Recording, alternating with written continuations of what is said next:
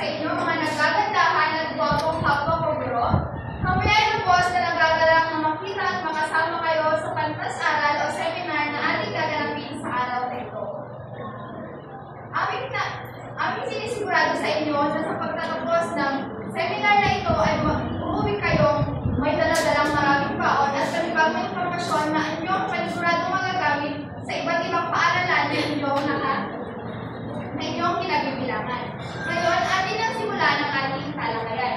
Ngunit bago yan, ay hinihiling ko na sana ay handa na kayong makinig at inaasahan ko rin na maghanda kayo ng papel at panulat sapagkat alam ko ang mga impormasyong aming may bibigay sa inyo ay magiging kapaki-pakinabang hindi lamang para sa pagsagot sa mga katanungan namin mamaya, kundi kapaki-pakinabang rin sa paggamit ito sa pagtuturo ninyo sa mga bata sa inyong mga paaralan.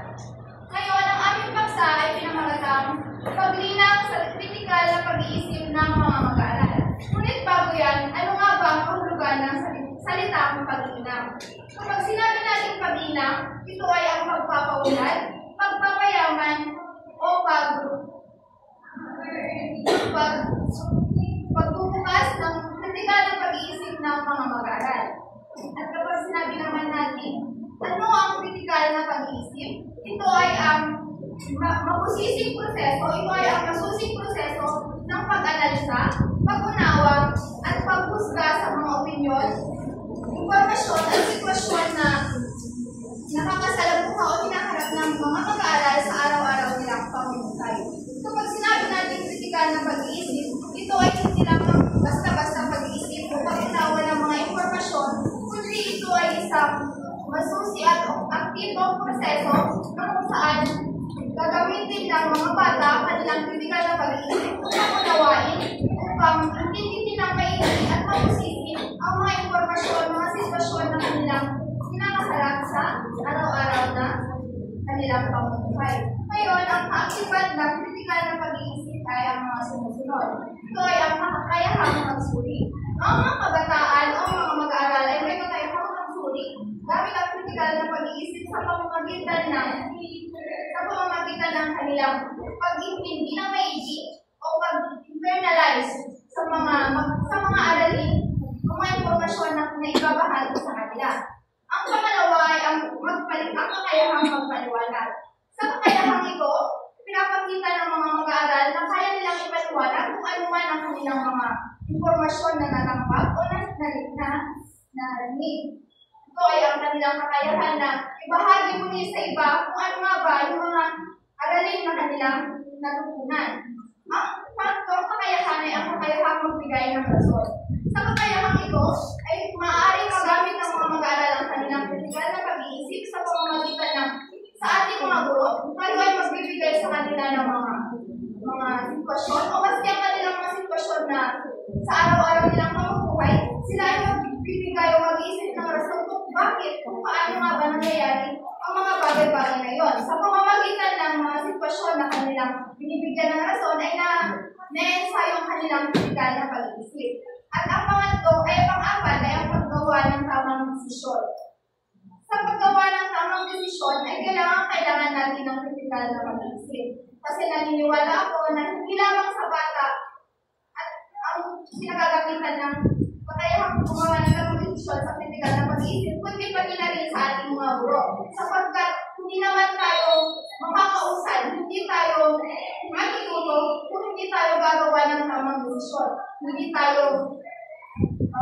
natin makakayang makabahagi at maka-inspire ng iba kung hindi tayo gagawin ng tamang desisyon. Kung walang kritikal na pag-iisip, maaaring ang desisyon na ating magawa ay taliwas sa kung ano ang tama at kung ano ang direksyon na dapat natin itahan.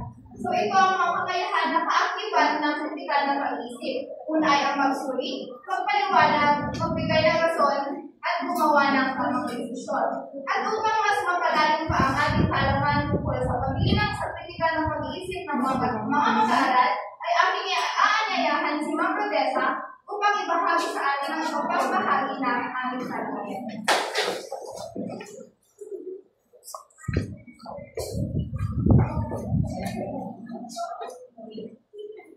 At ating naman talakayin ang kahalagahan ng kritikal na pag-isip. Una, bakit mahalaga ang kritikal na pag-isip sa ika-21 siglo ngayon? So, mahalaga ito kasi alam naman natin ang ating mundo ay nagbabago.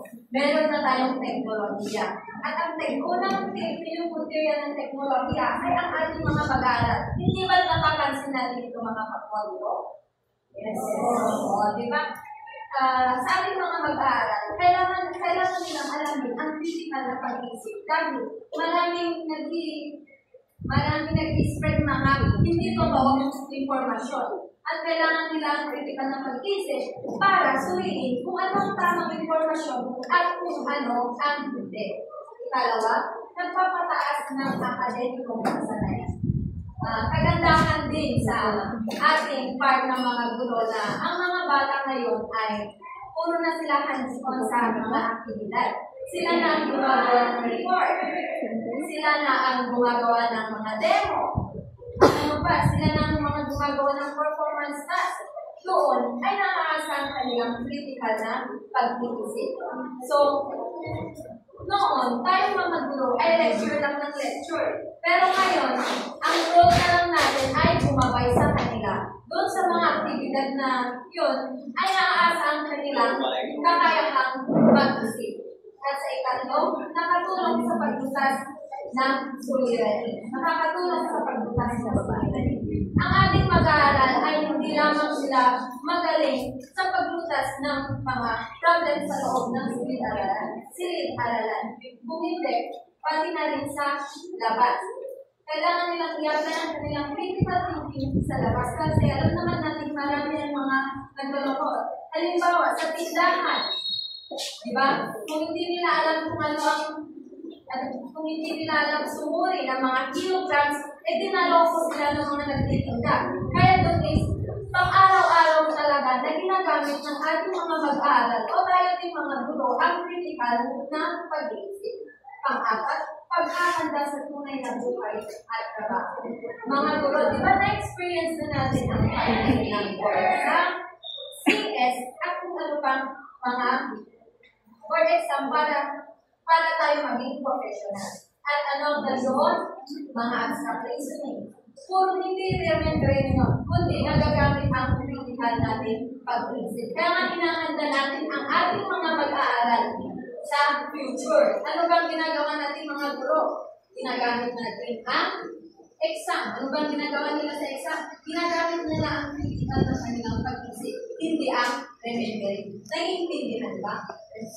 So ayan, ang kahalagahan ng critical na pag-isip.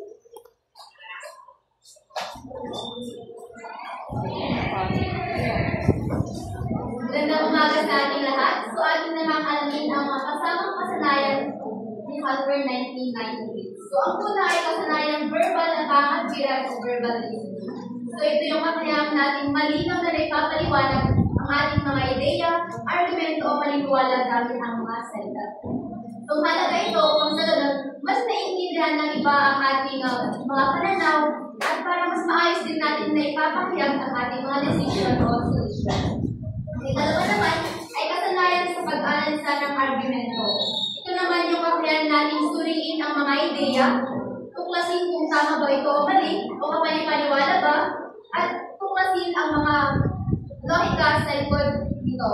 At mahalaga rin ito kung sa ganun, nakakatulong sa atin upang hindi agad naniniwala sa mga impormasyon na nalalaman natin. At ikatlo, ang kasanayan sa pag-iisip bilang pagtataya sa hypothesis o pagmalagay. So ito naman yung kakayahan natin gumawa ng hinala o palagay at subukan ito bago magbigay ng conclusion. At ating namang alamin ang mga lapit sa pagtuturo ng critical na pag-isip. Ang una ay ang pagtuturo ng pangkasanayan o skill approach.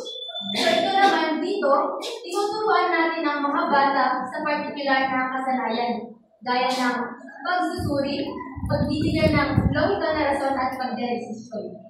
Halimbawa nito ay sa issue climate change, hindi lang natin ipapabasa sa kanila yung teksto, kundi tuturuan natin silang mag-analisa, mag-analisa ng sanhi at epekto nito at magbubuhat ng solusyon. At ang ikalawa naman ay ang problem-posing approach ni Fred. So dito naman is hindi naman dito ay hindi lamang sa kasanayan, kundi sa pagkikilos ng ating mga mag-aaral upang tumugon sa totoong suliranin ng lipunan. Halimbawa nito ay sa problema sa basura. Hahayaan natin silang magpanukala ng solusyon gaya ng waste segregation o clean-up drive.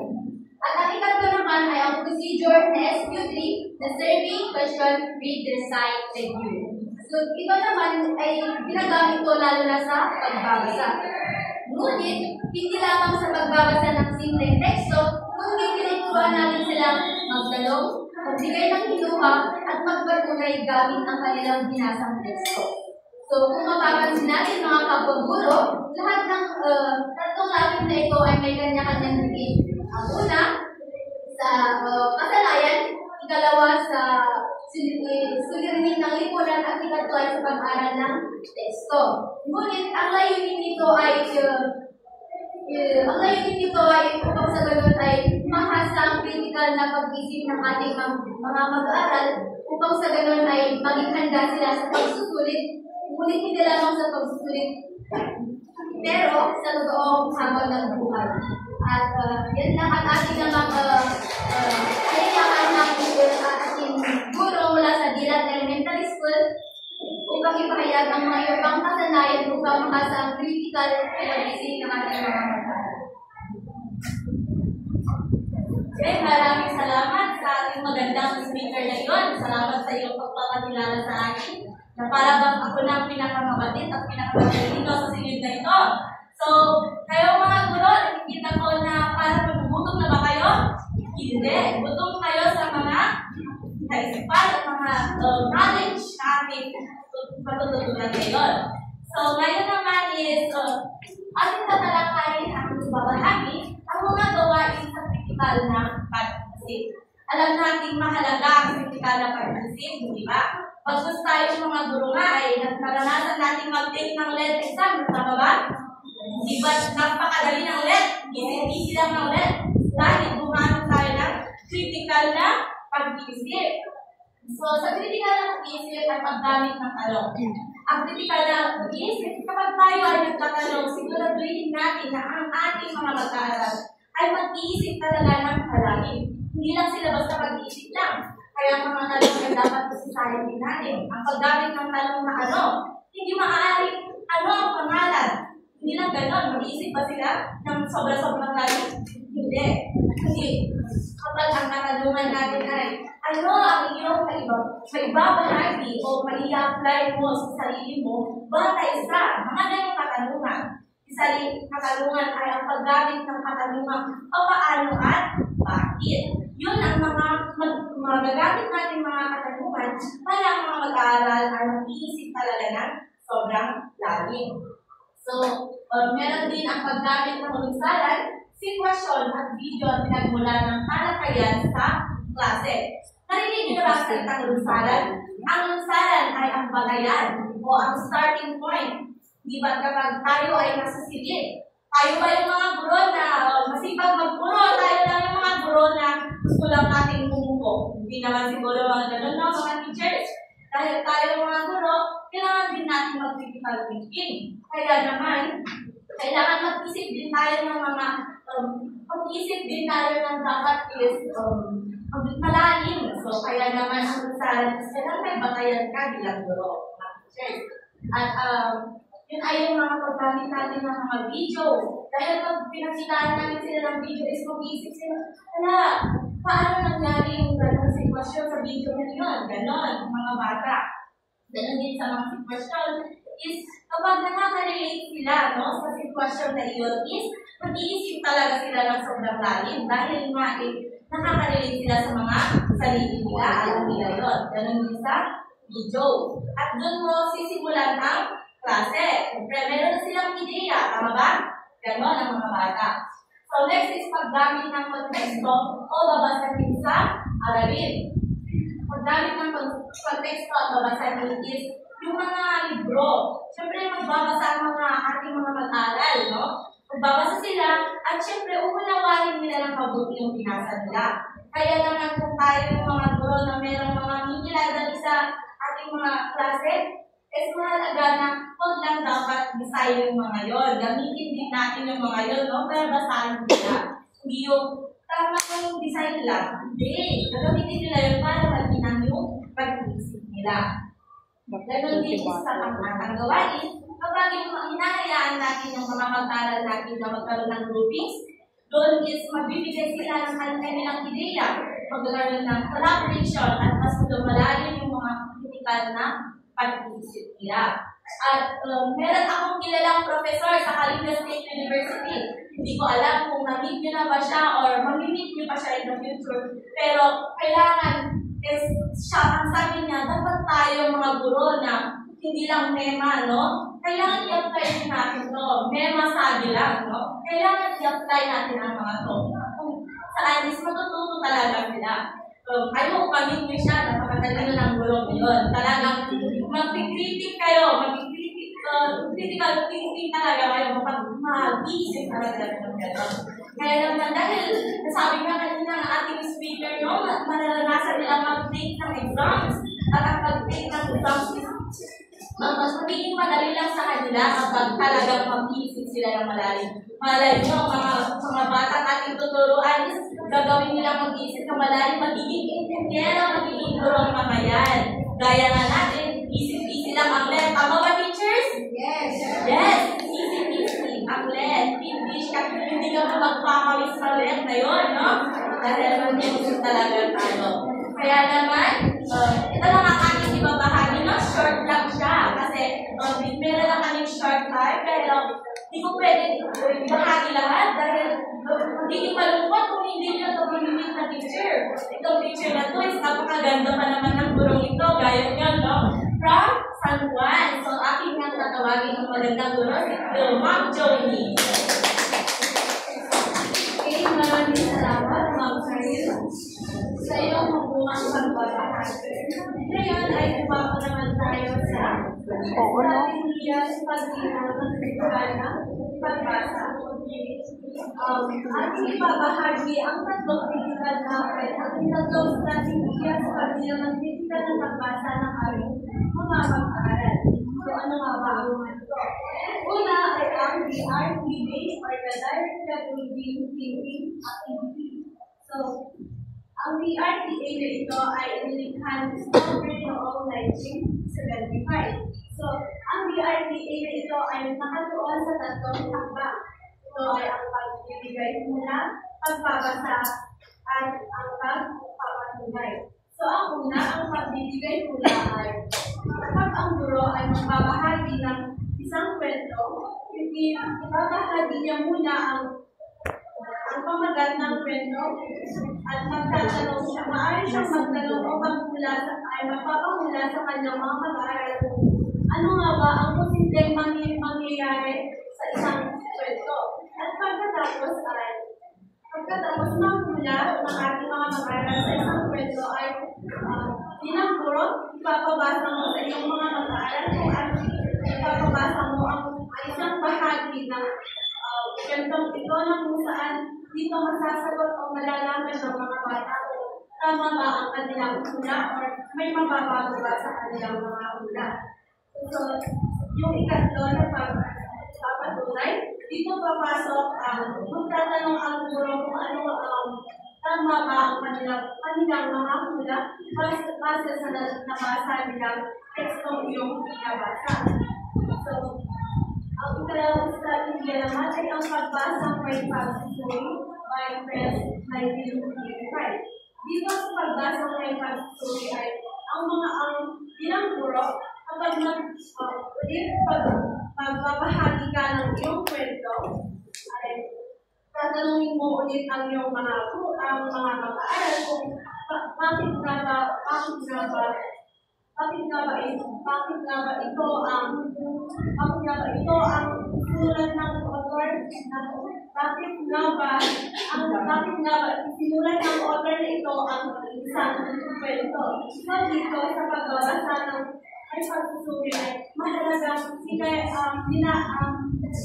sanayin natin ang ating mga mag-aaral kung paano ba magsuri hindi lamang sa nilalaman ng kwento, kundi kung kailangan din nilang suriin kung ano nga ba ang background ng kwento tulad ng layunin ng author, ano nga ba ang dahilan kung bakit simulat ng author ang kwento ito. Tapos, ang pangatlo ay ang pagbasa ng mga tekstong kakwento. Ito sa pagbasa ng mga tekstong kakwento, halimbawa si Ma'am Bea. Kapag si Ma'am Bea ay magbabahagi ng kwento tungkol kay Pedro na mas pinipilit niyang maglaro kaysa mag-aral ay tatanungin ng habang bago magkukwento ang guro ay maaari nang gumawa ng kwento kung saan nakasulat doon ang mga tatuhan at iaalam niya ang mga bata na hulaan ano nga ba ang posibleng katangian o kilos ng mga tauhan sa kwento na ito para sa akin. Pagkatapos ay itutuloy naman ng guro ang kanyang pagbabasa sa kwento at maaari din siyang magtanong sa issue dun sa kwento. Halimbawa ay kung ikaw si Pedro, ano ang pipiliin mo? Ang maglaro or ang mag-aral na lang at bakit? So dito sa pagbasa ng mga tekstong kwento ay hindi lamang nag-uunawa or nagsusuri ang ating mga mag-aaral, kundi dito ay nagbibigay din sila ng kanilang sarili pananaw tungkol sa kwento. Ang alituog niwa ay critical pag-iisip ay susi para maging responsable at maging malikhain ang ating mga mag-aaral at magiging handa sila sa kanyang naharap hindi lamang sa kaalaman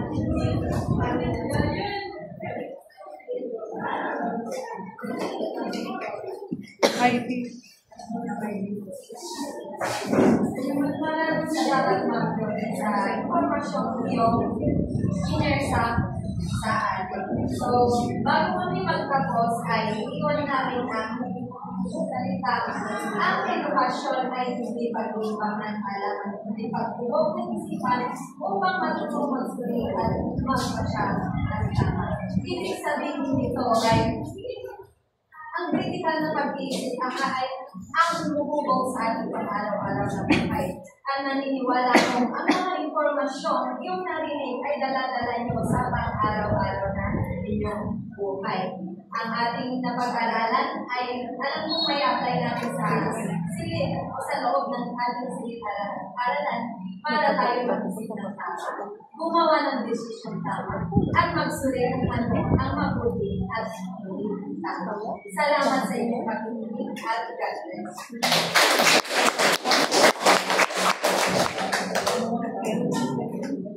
Meron po bang katanungan? Wala po. Thank you.